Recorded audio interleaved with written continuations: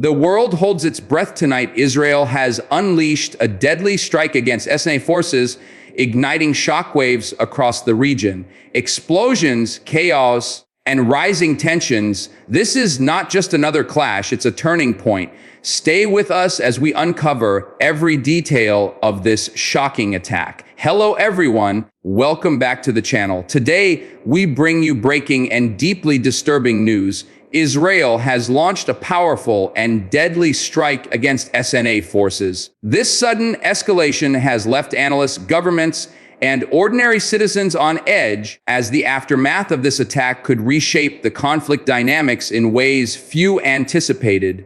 The strike reportedly targeted key strongholds of the SNA, with precision missiles hitting locations believed to be weapons depots, command centers, and defensive positions. Eyewitnesses described the night sky lit up with fire as the sound of powerful explosions echoed for miles.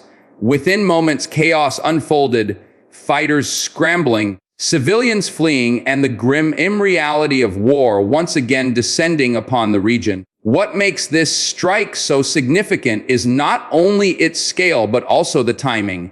Israel's leadership appears determined to send a clear message. Any threat from the SNA will be met with overwhelming force. For years, tensions between the two sides have simmered, but this latest escalation suggests the conflict has entered a dangerous new phase. As the world reacts, questions arise. Was this a preemptive strike to neutralize an imminent threat, or is it part of a broader strategy to weaken the SNA permanently? Whatever the case, one thing is certain: the ripple effects will be felt far beyond the immediate battlefield. In this video, we'll break down the strike, the response, the international fallout, and what it all means for the future of this conflict. To understand the magnitude of this strike, we need to step back and look at the background of the conflict.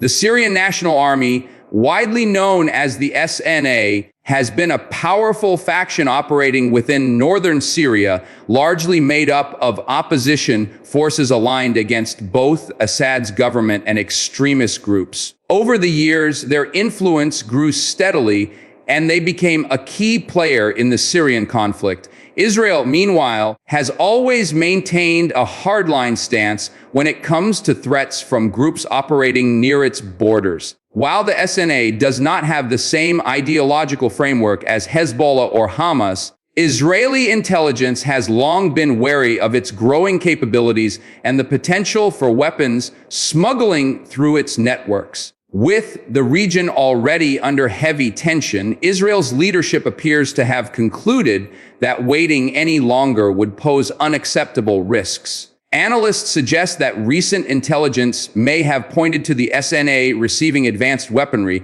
possibly through covert supply lines. If true, this would dramatically increase their ability to pose a future threat to Israel. And in Israel's doctrine of preemptive defense, any group seen to be gaining such an edge becomes an immediate target. This historical backdrop shows us why the strike, while sudden, did not happen in a vacuum.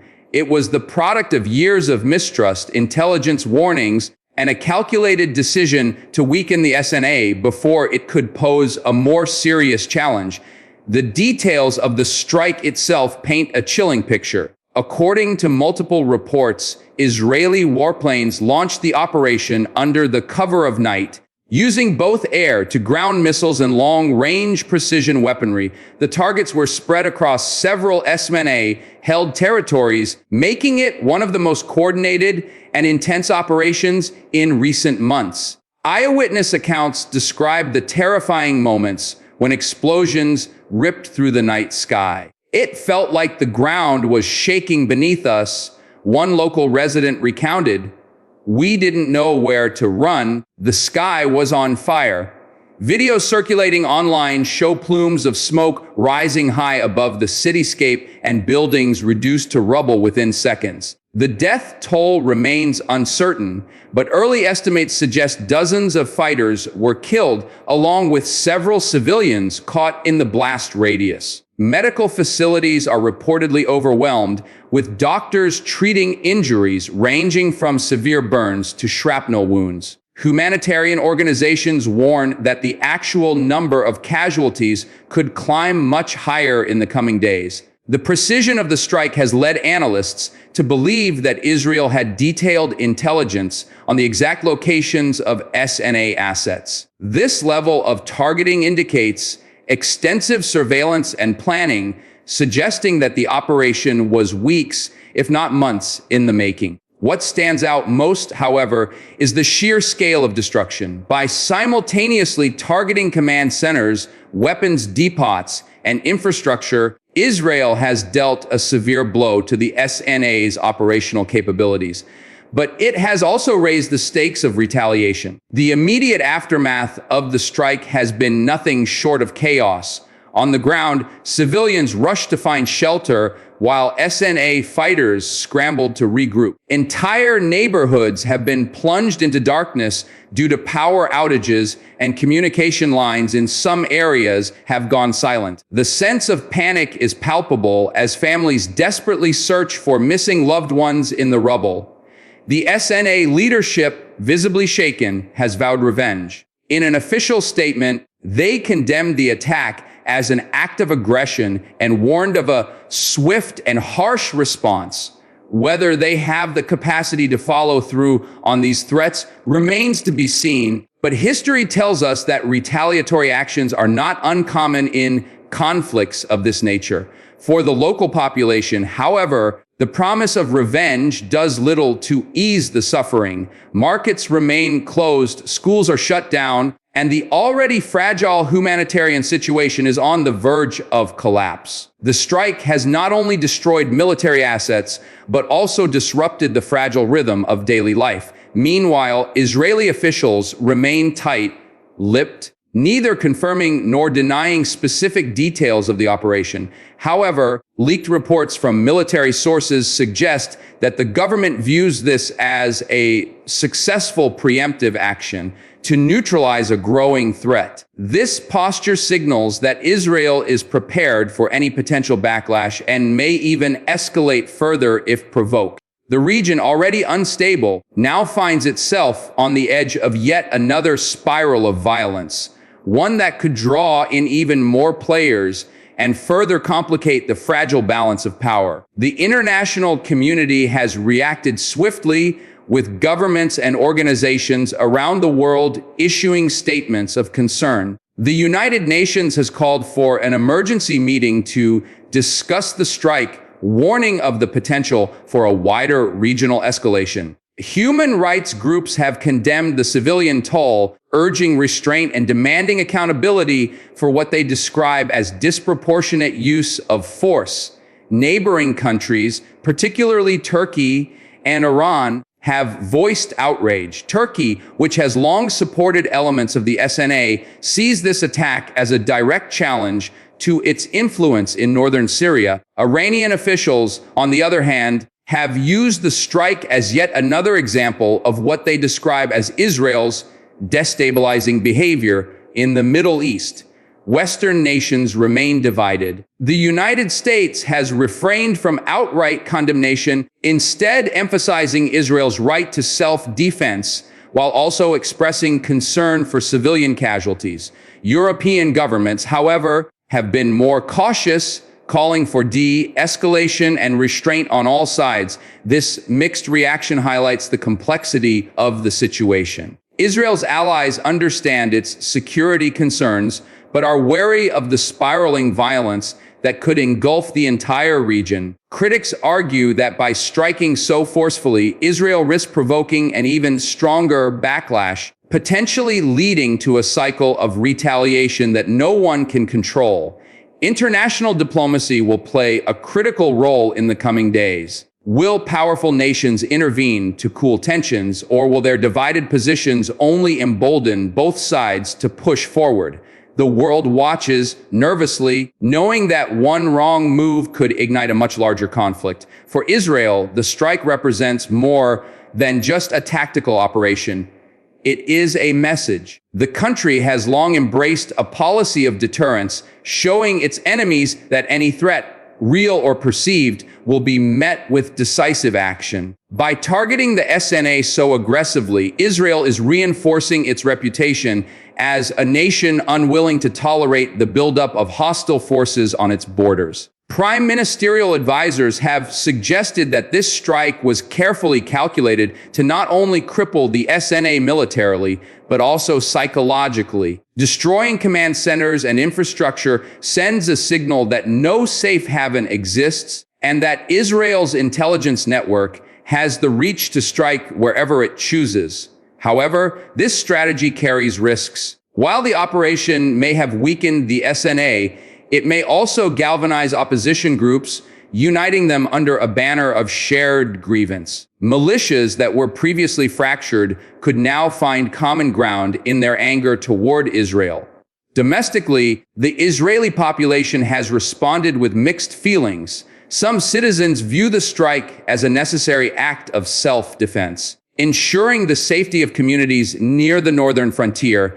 Others, however, worry that the operation could spark retaliatory attacks, putting Israeli civilians directly in harm's way. This internal debate mirrors the broader international conversation. Was this strike a bold step towards securing Israel's safety, or a reckless gamble that risks plunging the region into further chaos? Only time will reveal the true cost of this decision. The SNA now faces an uncertain future. Militarily, the group has suffered significant losses. Its infrastructure has been damaged, its fighters demoralized, and its command chain disrupted. Rebuilding will take time and resources, luxuries that may not be easily available under the current conditions. Yet history shows us that groups like the SNA often find ways to adapt. Their resilience comes not only from external support, but also from deep-seated motivations rooted in local grievances